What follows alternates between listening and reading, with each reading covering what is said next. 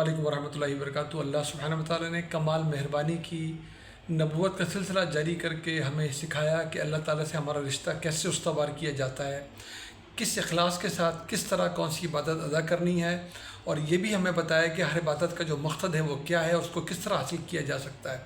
اللہ ہم سب کو توفیق دے۔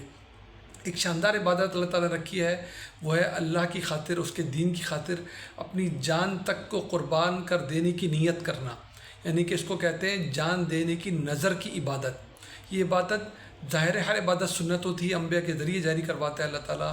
اس عظیم الشان سنت کو، یعنی کہ اس عبادت کو صلاۃ کی طرح، زکوٰۃ کی طرح، روزے کی طرح اللہ تعالیٰ نے اس عبادت کی سنت جاری کی۔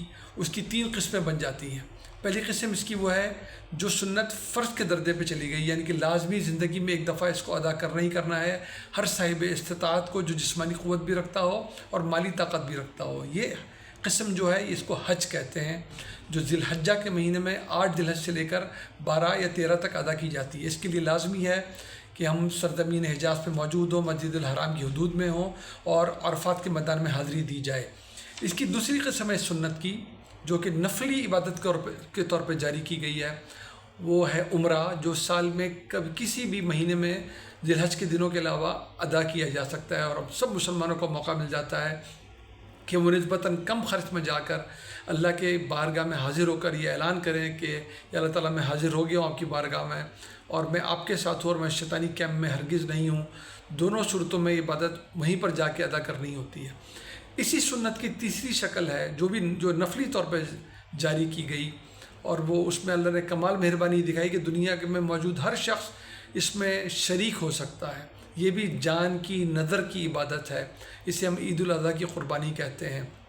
اس میں بھی اس اخلاص کے ساتھ یہ نیت کی جاتی ہے کہ اللہ تعالیٰ نے کی دین کی خاطر میں اپنی جان سے گزر جاتا ہے، لیکن اللہ نے قبول فرمائی کہ قربانی کی جائے، اس کو اللہ قبول کر لے اخلاص کے ساتھ۔ تو اس میں بھی 10 ذی الحجہ کے روز عید الاضحیٰ کے موقع پہ دنیا میں تمام افراد اس میں شامل ہو سکتے ہیں اس سنت کے اندر، جس کو نفل کے طور پہ جاری کیا گیا ہے۔ حج اس کی لازمی شکل ہے، فرض کے طور پہ سنت جاری کی گئی ہے، عمرہ اور قربانی اس کی نفلی صورتیں ہیں۔ عظیم الشان عبادت ہے، کیا کہنے ان لوگوں کے جو اخلاص کے ساتھ ان عبادات میں شریک ہوتے ہیں۔ اللہ تعالیٰ نے سب کو موقع دیا ہے کہ وہ عید الاضحیٰ پر اس نیت سے یہ قربانی سر انجام دے کہ اللہ تعالیٰ دین کی خاطر ہمیں اپنی جان سے بھی گزرنا پڑتا تو ہم گزر جائیں، لیکن ہم کبھی باطل قوتوں کے ساتھ کھڑے نہیں ہوں گے، ہم دین سے انحراف کا حصہ کبھی نہیں بنیں گے، ہم بدعت کبھی نہیں کریں گے، نہ شرک کبھی کریں گے، نہ بدعت کبھی کریں گے، نہ کسی کی حق تلفی کریں گے، نہ جان مال آبرو پہ حملہ آور ہوں گے کسی کی۔ اس نیت کے ساتھ اپنی عبادت کو کریں۔ اللہ تعالیٰ یہ زندگی آپ کی دی ہوئی ہے، یہ آپ پہ ہی قربان ہو جائے گی، لیکن آپ کے دین سے ہم کبھی انحراف نہیں ہونے دیں گے۔